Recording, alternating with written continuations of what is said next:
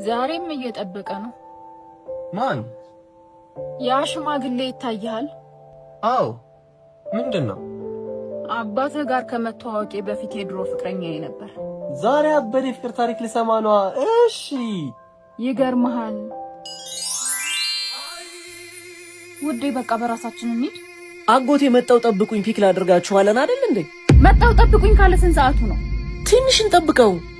ቆይ አንተ ሁሉን ነገር ከሰው መጠበቅ አይሰለችም? በራስህ የምታደርገው ምንም ነገር የለም ማለት ነው? እሺ በራሴ ምን ላድርግ? በራስህ ታክሲ? ምን ታክሲ?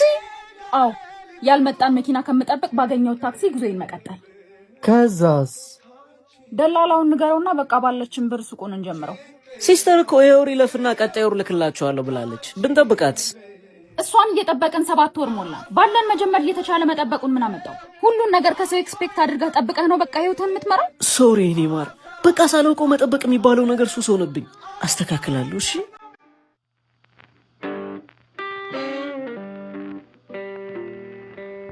ትንሽ እንጠብቀው። ማንን? ስሜቴ። አይ ስሜቴ በደንብ ከመጣ በኋላ ብንጀምሮ ይሻላል ብዬ እኮ።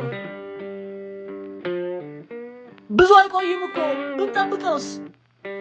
ኧረ ይህን መጠበቅ የሚባል ሱስ ምን ላድርገው?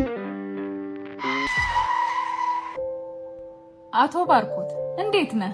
ወይዘሮ ሊዲያ እንዴት ነሽ? ግባን ሸኝሃ። አይ ልጄ እየመጣ ነው ጠብቀኝ ብሎኛል። ዛሬም መጠበቅ? በሉ ሰላም ይዋሉ። በመጠበቅ